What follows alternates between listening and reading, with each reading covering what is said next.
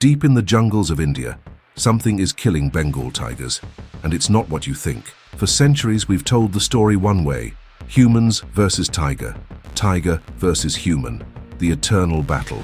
But there's a third player in this game, and it's been hiding in plain sight the entire time.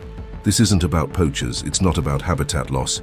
What's happening right now in India's forests is stranger, more brutal, and far more complicated than any conservation documentary has shown you. Because the animal that's killing Bengal tigers, it's one you'd never suspect. Let me take you back to a morning in 2019. Nagarhole National Park, Karnataka. A tiger carcass is discovered near a watering hole. The body is torn apart, ribs exposed, throat ripped open. Forest rangers arrive expecting to find evidence of poisoning or snares, the usual human culprits. But the wounds tell a different story. Deep puncture marks, massive, crushing force. A pattern of injury that speaks to something wild, something powerful, something that fought face to face with one of nature's apex predators. And won. The answer? Wild elephants. Now I know what you're thinking. Elephants are gentle giants, right? Vegetarians. The wise, peaceful creatures of children's books and nature documentaries. We've built an entire mythology around their gentleness. But here's what the data actually shows. In India, wild elephants are responsible for more tiger deaths than any other natural cause, and it's not even close. Between 2015 and 2023, documented cases of elephants killing tigers have increased by over 300% in protected reserves across India. 300%. These aren't accidents. These aren't chance encounters. This is war. So what's really going on? Why would an elephant, an animal that has every reason to avoid confrontation, actively hunt down and kill a tiger? The answer lies in something we rarely talk about when it comes to wildlife: trauma. See, elephants have long memories. That's not just a saying. Their brains are wired for it. And over the past 50 years, elephants in India have watched their families killed by poachers, their migration routes severed by highways, their ancient pathways turned into farmland. They've watched tiger attacks on their calves increase as prey animals disappear and territories shrink. And they remember, what we're witnessing isn't random violence, it's retribution, it's desperation, it's the breakdown of an ancient truce between two of the world's most iconic species. Let me paint you a picture of how this actually happens. A female elephant is moving through the forest with her calf. They're stressed. It's the dry season, water is scarce, and human settlements are pressing closer every year. The calf wanders too far from the group. A young male tiger, also desperate, also hungry, sees an opportunity. In a healthy ecosystem, this tiger would be taking down a sambar deer or a wild boar. But those populations have crashed, so he makes a choice. He goes for the calf. Now here's where it gets interesting. In the past, the tiger might have succeeded. Grab the calf, disappear into the undergrowth, avoid the adults. Quick and brutal, but that's nature. But something has changed. The mother elephant doesn't retreat. She doesn't just defend and withdraw, she hunts. She tracks that tiger through the forest using scent, using her extraordinary memory of the terrain, coordinating with other elephants in the area. And when she finds him, there's no mercy. Elephants have been documented chasing tigers for over a kilometer. They've been seen returning to kill sites days later, as if checking their work. In some cases, they've destroyed the tiger's body so thoroughly that researchers struggle to identify remains. This isn't defense, this is offense. And before you judge the elephants, consider this: they're not wrong. Tigers have killed over 200 elephant calves in India's protected areas in the last decade. 200 babies. Each one of those deaths witnessed by a mother, by a family unit, by a herd that will never forget. So when we ask why elephants are killing tigers, maybe we should first ask, why wouldn't they? But here's where the story gets even darker. Because the real villain in this tale isn't the elephant or the tiger, it's us. And if you're finding this story as fascinating and disturbing as I am, do me a favor. Hit that like button and subscribe. This channel dives deep into the wildlife stories that don't make the evening news, the complicated, messy reality of conservation in the 21st century. And trust me, what's coming next in this story is going to make everything you've heard so far seem simple. Okay? You're still with me. Good, because now we need to talk about the pressure cooker. India's tiger population has been called a conservation success story, and in some ways it is. Numbers have climbed from around 1,800 tigers in the 1970s to over 3,000 today. That's incredible. That's decades of hard work, millions of dollars, countless lives dedicated to saving a species from the brink. But here's what those numbers don't tell you. Those 3,000 tigers are crammed into fragments of forest that once supported tens of thousands. The same is true for elephants. Roughly 30,000 wild elephants squeezed into corridors and pockets of habitat that are shrinking every single year. Imagine taking all the apex predators and mega herbivores from an area the size of France and cramming them into an area the size of Belgium, then cutting Belgium into pieces, putting roads through it, surrounding it with farms and villages and cities. What do you think happens? They run into each other, constantly, in ways that would never occur in a healthy, spacious ecosystem. This isn't nature red in tooth and claw. This is nature in a cage, turning on itself, and the casualties are mounting on both sides. In Corbett Tiger Reserve, researchers documented 15 separate elephant-tiger confrontations in a single year. 15. Some ended with the elephant injured, some ended with the tiger dead. All of them ended with both species more traumatized, more aggressive, more unpredictable than before. The Forest Department tries to manage it. They create barriers. They relocate animals, they increase patrols. But you can't referee a blood feud that's been generations in the making. Because here's the thing about trauma in elephants.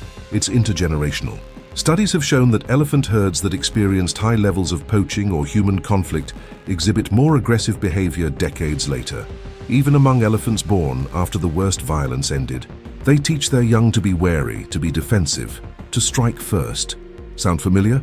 It should, because we see the same patterns in human populations that have experienced war and displacement. The elephants aren't just remembering individual attacks. They're passing down fear, anger, and survival strategies through generations. And the tigers? They're evolving too. Young tigers raised in these cramped, stressed environments are learning to be bolder, more reckless, more willing to take risks that their ancestors would have avoided.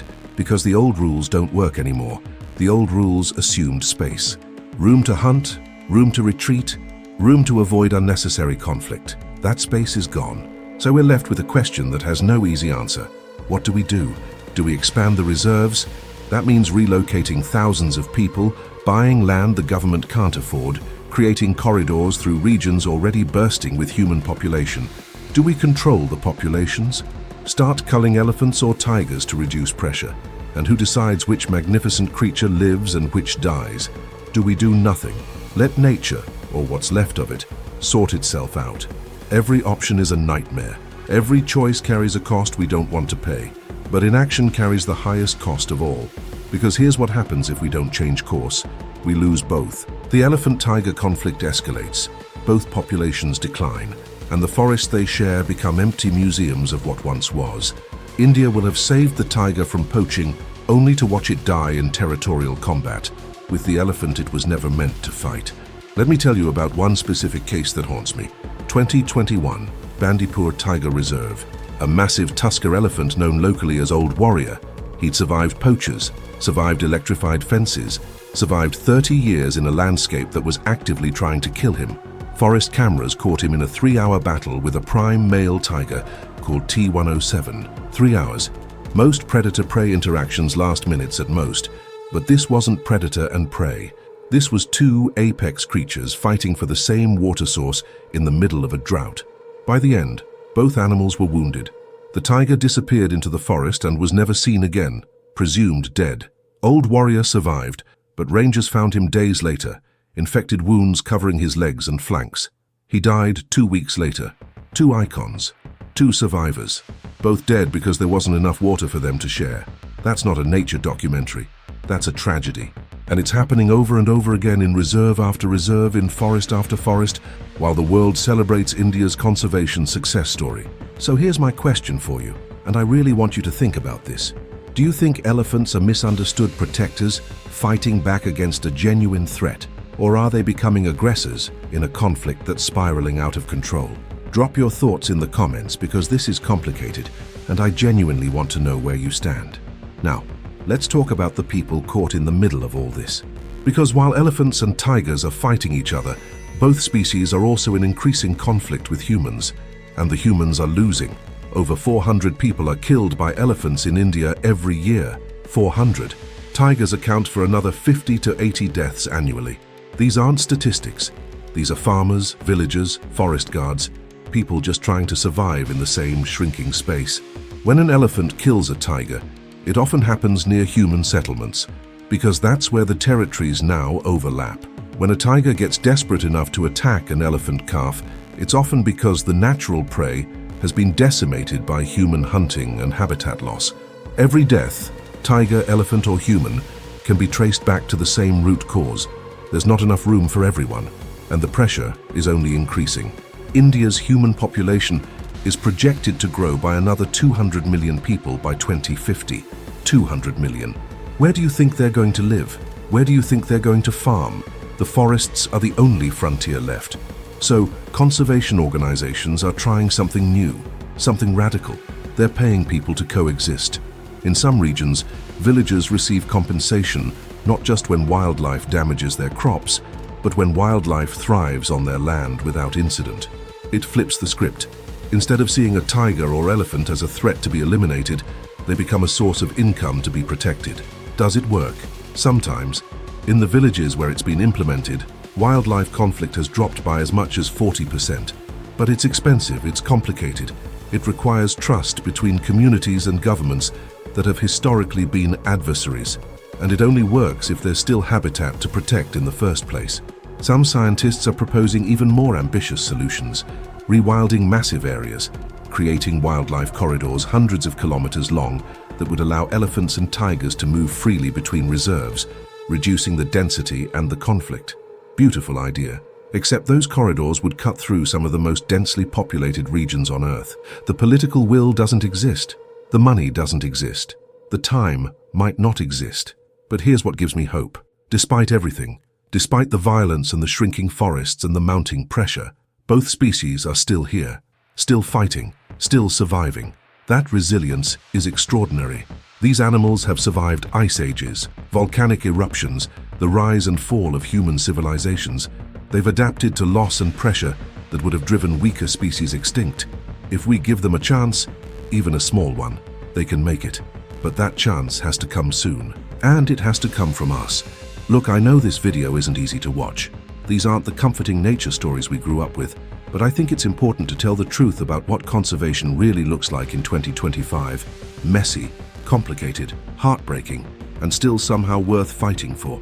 If this story moved you, if it made you think differently about wildlife and our role in their survival, consider becoming a channel member or supporting us through the donation link in the description. Honestly, any amount helps us keep making documentaries like this one. And seriously, from all of us, Volodymyr, thank you so much. Your support means everything. So where does this leave us? India's forests are a battleground. Elephants and tigers are both victims and aggressors in a conflict neither species chose. And hovering over all of it is the shadow of human expansion, the original sin that set all of this in motion. The animal killing Bengal tigers in India is the elephant.